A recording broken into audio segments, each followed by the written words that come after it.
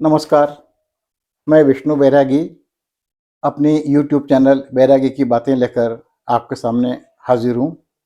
कृपा कीजिएगा, मेरा चैनल सब्सक्राइब कर लीजिएगा। एक मुझे फ़िल्म का नाम तो याद नहीं आ रहा, लेकिन अमिताभ बच्चन की फ़िल्म थी और वो फ़रीदा जलाल के साथ एक गाना उन पे चित्रित हुआ था। हँसते-हँसते रोना सीखो, रोते-रोते हँसना। तो आइए, आज मैं हँसते-हँसते कुछ ऐसी बात करूँ कि हमें रोना आ जाए। बहुत तकलीफ़ से आज का ये वीडियो रिकॉर्ड कर रहा हूँ। मैं बधाई स्वीकार करें वे तमाम लोग जो भारत को हिंदू राष्ट्र बनाना चाहते हैं और इस काम में जी जान से जुटे हुए हैं। उन्हें खुश हो जाना चाहिए कि अब भारत में कम से कम 3 हिंदू राष्ट्र होने की संभावना कल से बन गई है। ये 3 हिंदू राष्ट्र कैसे होंगे, ये आपको बताता हूँ। मुझे तो अनुमान भी नहीं था, लेकिन चंपक राय जी ने जिस तरह से हमारे सनातन धर्म के सर्वोच्च धर्म संतों, धर्म गुरुओं शंकराचार्यों को जिस तरह से अपरोक्ष रूप से हड़काया है, उसे हड़काने का जो आधार उन्होंने बनाया है, उस आधार के बाद मेरे मन में ये बात आई और वही बात मैं आपसे कर रहा हूँ। अब कम से कम 3 हिंदू राष्ट्र बनने की संभावना हो गई है। 2 हिंदू राष्ट्र चंपक राय जी एंड कंपनी के हिसाब से, जो उन्होंने 2 दिन पहले अपरोक्ष रूप से घोषित किया। ये 2 चंपक राय जी एंड कंपनी के 2 हिंदू राष्ट्र होंगे। एक तो शैव संप्रदाय का हिंदू राष्ट्र, दूसरा वैष्णव संप्रदाय का हिंदू राष्ट्र। वैष्णव संप्रदाय में जो 4 गुरु हैं, उनके आधार पर यदि और भी 4 हिंदू राष्ट्र बनने की संभावना होगी, तो उसमें भी विचार करना बुरा नहीं होगा।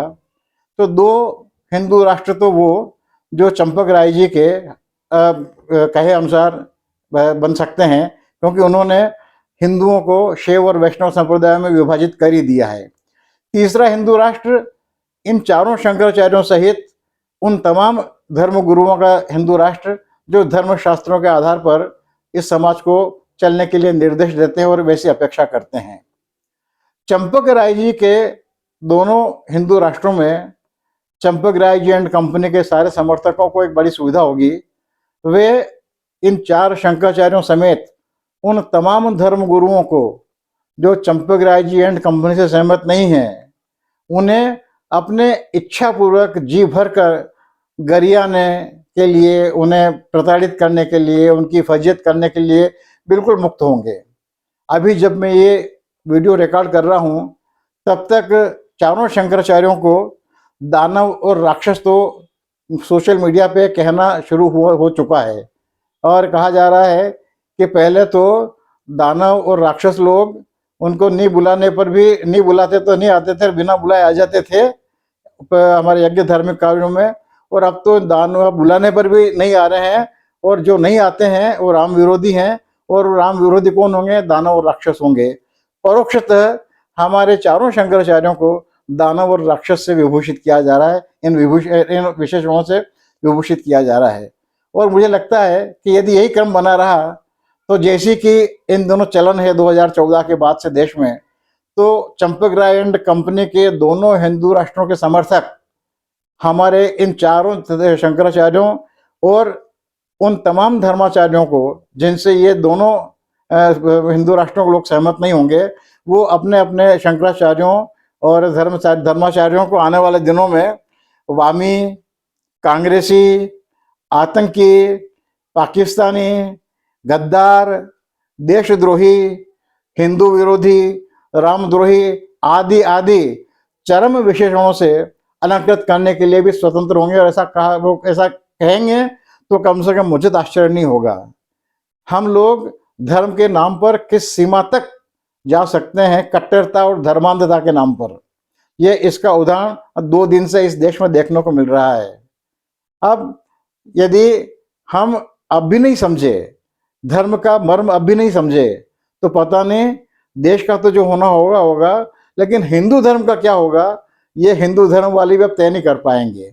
जिस रास्ते पर अंध कट्टरता पे, धर्मांधता और कट्टरता पे हम लोग चल पड़े हैं, जहां पर हम अपने सर्वोच्च धर्म गुरुओं तक को भी प्रताड़ित कर सकते हैं, उन्हें गरिया सकते हैं, उनके खिलाफ हिकारत फैला सकते हैं, उन्हें कूड़े के ढेर पे फेंक सकते हैं, तब तो ये धर्म ज़्यादा अच्छा होगा कि धर्म अब हम इसे स्वीकार करें या नहीं, हमें विचार करना पड़ेगा।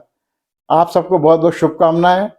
आपका धर्म, मैं निजी रूप से धर्म को सामूहिक, सार्वजनिक, सामाजिक नहीं मानता हूँ। मैं धर्म को बिल्कुल नितांत निजी मामला हूँ, क्योंकि हम दोनों, आप और हम, हिंदू होते हुए भी हमारे आचरण अलग अलग होंगे, हमारी मान्यताएं अलग अलग हो सकती हैं जीवन जीने की। इसलिए मेरा धर्म केवल मुझ तक सीमित है। सामूहिक धर्म, मैं पहले भी शायद मैंने कभी कहा था, सामूहिक धर्म किसी का भला नहीं करता है, न खुद का, न समाज का, न देश का, न व्यक्ति का। और इसका नमूना है, हम देख रहे हैं कि हमारे धर्माचार्यों को जिस तरह से प्रताड़ित करना, किया जाना शुरू कर दिया गया है, ये बड़ा कष्ट वाली बात है। और ये शुरुआत है, शुरुआत, इसका अंत कहाँ होगा इसकी कोई कल्पना नहीं है।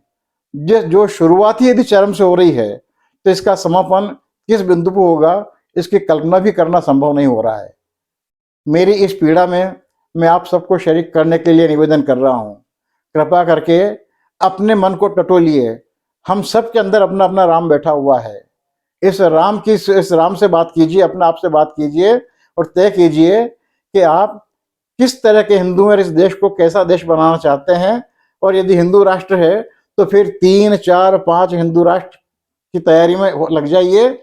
और फिर आपको सुविधा होगी कि आप अपने पसंद का कौन सा हिंदू राष्ट्र स्वीकार करेंगे। और ध्यान रखिएगा, इन अनगिनत हिंदू राष्ट्र बन जाने के बाद भी सार्वभौम और संवैधानिक भारत तो दुनिया में बना रहेगा, क्योंकि उसे कोई मिटा नहीं सका, उसे कोई तोड़ नहीं सकता। हम अपनी भूमिका तय कर लें। सारी शुभकामनाओं के साथ में मेरी पीड़ा में आपकी भागीदारी की मांग करते हुए मैं आपको बहुत अपनी समस्त शुभकामनाएं देता हूं। हम अपने अपने आचरण से अपना धर्म उजागर करें और साबित करें कि अंततः हमारा धर्म क्या है, कैसा है, और वो सबको समाहित करने वाला धर्म है या विभाजित करने वाला धर्म है। धन्यवाद, नमस्कार। मेरा चैनल सब्सक्राइब जरूर कर लीजिएगा।